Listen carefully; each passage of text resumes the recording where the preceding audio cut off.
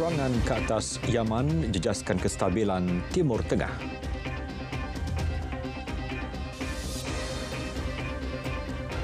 Assalamualaikum, salam Malaysia Madani. Dunia 10 bersama saya, Muhammad Shah Musa.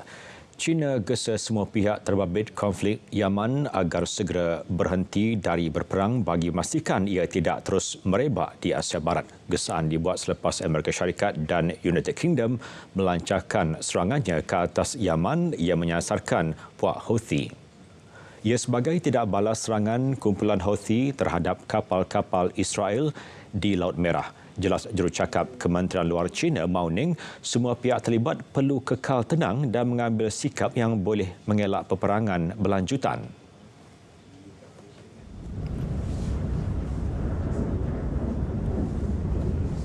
红海海域是重要的国际货物和能源贸易通道。我们希望有关各方都能为维护红海的地区安全稳定发挥建设性和负责任的作用，这符合国际社会的共同利益。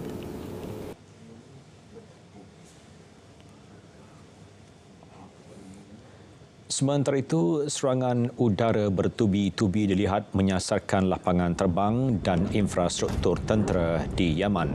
Media tempatan melaporkan lokasi yang disasar adalah Bandar Sana'a, Hudaidah dan Sa'dah. Menerusi serangan itu, jurucakap tentera Houthi Yaman memaklumkan 5 tenteranya terbunuh, manakala 6 lagi cedera. Beliau mendakwa Amerika Syarikat dan United Kingdom menjadi dalang di sebalik serangan terbabit. Tegasnya, kedua-dua negara tersebut akan menerima padah atas perbuatan terbabit. Serangan Amerika dan sekutunya di Yaman turut menerima kecaman daripada Rusia. Jurucakap Kementerian Luarnya, Maria Zakharova, menegaskan Moskow mengutuk sekeras-kerasnya tindakan terbabit dan beri amaran tindakan tersebut akan menjejaskan kestabilan rantau berkenaan. Мы решительно осуждаем эти безответственные действия США и их союзников. Масштабная военная эскалация в районе Красного моря может перечеркнуть те позитивные тенденции, которые наметились в последнее время в процессе йеменского урегулирования, а также спровоцировать дестабилизацию ситуации по всему региону Ближнего Востока. Dalam pada itu, Kementerian Luar Malaysia menerusi kedutaannya di Muscat sedang memantau perkembangan terkini di Yaman berikutan serangan udara diketuai tentera Amerika dan United Kingdom di kawasan kawalan Houthi. Wisma Putra memberitahu kebanyakan rakyat Malaysia yang berada di sana berpekan pelajar dan mereka kini dalam keadaan selamat kerana jauh dari kawasan konflik.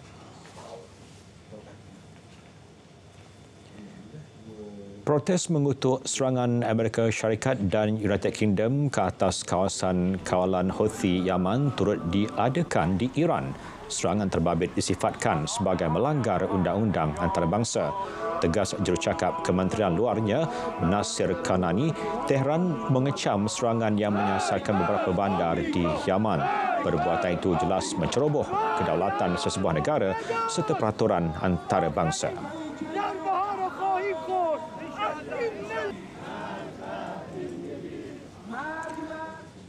Meskipun kini didakwa di Mahkamah Keadilan Antarabangsa ICJ, rejim Israel terus angkuh membunuh rakyat Palestin sesuka hati.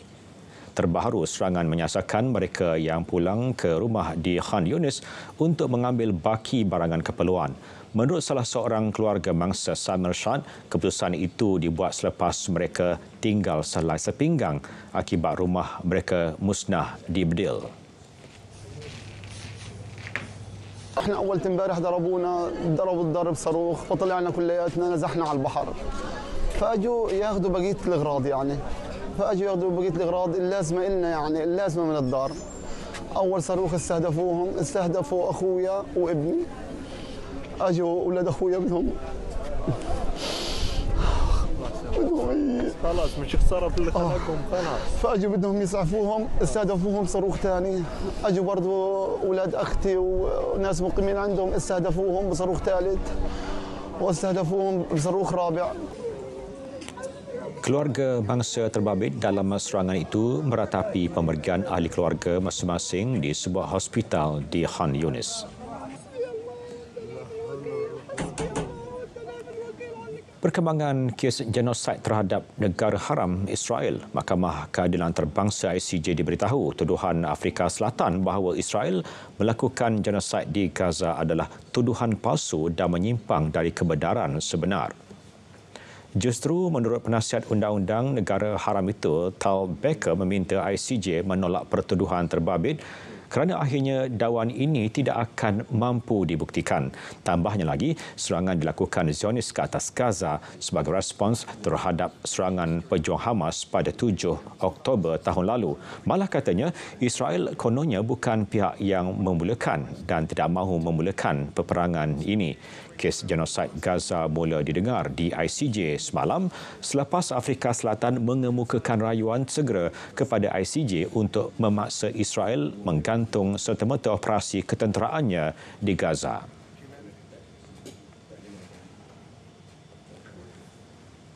Sementara itu, Malaysia sambut baik permulaan perbicaraan kes genosid terhadap Israel yang dibawa Afrika Selatan ke ICJ. Sokongan akan terus diberikan kepada Afrika Selatan agar tindakan undang-undang dikenakan ke atas negara haram terbabit.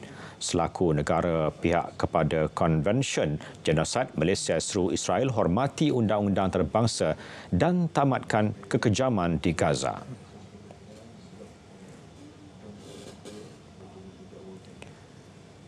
Kekejaman Israel terus mendapat kecaman masyarakat dunia. Penunjuk perasaan pro-Palestin menegaskan serangan pejuang Hamas pada 7 Oktober tidak boleh menjustifikasikan kematian lebih 23,000 rakyat Palestin hanya dalam tempoh 3 bulan. Israel seharusnya patuh undang-undang antarabangsa termasuk semasa peperangan, apatah lagi mengakibatkan kematian nyawa khususnya kanak-kanak tidak berdosa. Penunjuk perasaan berhimpun di luar ICJ di The Hague sebagai sokongan berterusan kepada rakyat Palestin.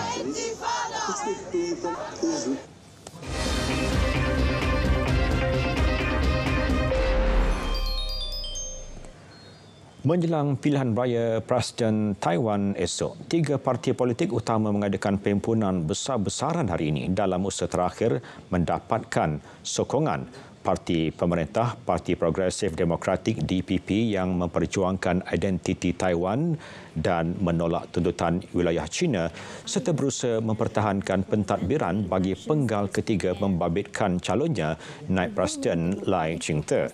China berulang kali mengecam Ching-te sebagai pemisah berbahaya selain menolak untuk berunding.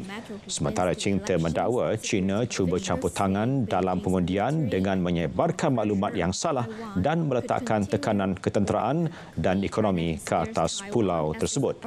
Beliau depan 2 lawan untuk jawatan presiden iaitu Ho Yue daripada Parti Pembangkang Terbesar Taiwan, Kuomintang KMT dan bekas Datuk Bandar Taipei Ko Wen-je dari Parti Rakyat Taiwan TPP. Anak sulung lelaki Presiden Colombia Gustavo Petro, Nicolas Petro, didakwa atas tuduhan pengubahan wang haram daripada Raja Dadah yang digunakan semasa kempen pilihan raya Presiden pada 2022. Kes itu bermula selepas bekas isterinya mendakwa Petro menerima sejumlah besar wang daripada seorang lelaki yang sedang menjalani hukuman di Amerika Syarikat akibat pengedaran dadah. Berikutan itu, dia ditahan pada Julai tahun lalu selepas disyaki menerima wang bernilai $102 Amerika daripada Santander Lapicera. Pada prosiding itu, Timbalan Pendakwa Raya memberitahu sebahagian daripada wang tersebut telah digunakan untuk tujuan kempen pilihan raya dan bakinya digunakan Petro bagi tujuan kekayaan peribadi. Sebelum ini, Petro memberitahu pihaknya akan beri kerjasama penuh sepanjang siasatan, namun menafikan segala dakwaan yang dilemparkan. Sebutan semula kes pada 24 April.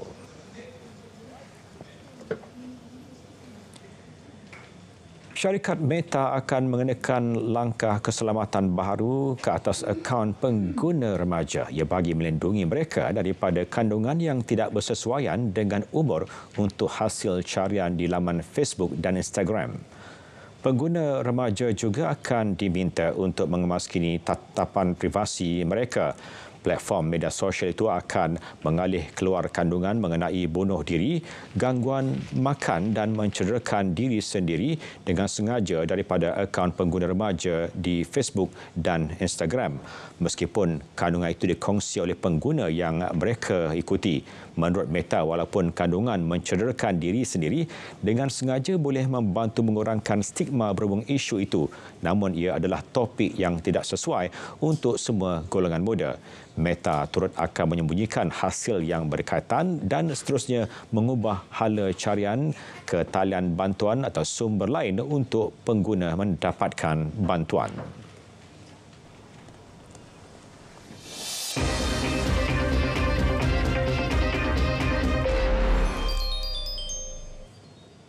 Sukan Piala Asia 2023, pasukan Australia giat mengadakan latihan persediaan bagi Piala Asia menjelang perlawanan pembukaan menentang India pada esok. Skuad kendalian Graham Arnold itu mendapat kelebihan selepas mempunyai pengalaman 12 bulan beraksi di Qatar pada kejohanan Piala Dunia lalu.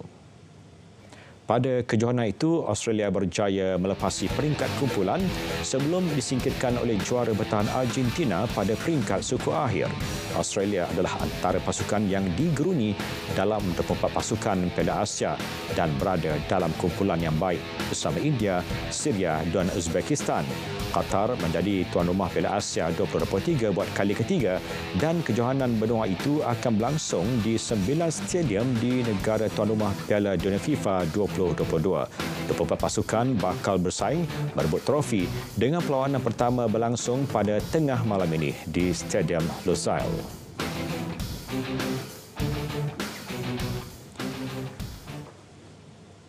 Dalam pada itu, Konfederasi Bola Sepak Asia AFC dalam laman web rasminya mengesahkan bahawa pengadil Jepun Yoshimi Yamashita akan mengendalikan perlawanan peringkat kumpulan Piala Asia di antara Australia dan India esok. Pengumuman itu sekaligus akan menyaksikan Yamashita mencipta sejarah pengadil wanita pertama mengendalikan kejohanan bola sepak terbesar rantau Asia berkenaan. Yamashita merupakan salah seorang daripada 5 pegawai wanita dalam Piala Asia kali ini. Pada aksi kumpulan B itu juga menyaksikan Yamashita akan dibantu oleh 2 pembantu pengadil wanita, Makoto Bozono dan Naomi Teshirogi. Perlawanan itu sekaligus membentuk trio pengadil wanita ikonik Jepun yang sebelum ini mencipta sejarah mengadili perlawanan Piala AFC 2019, Liga Juara-Juara Asia 2022 dan Liga J1 2023.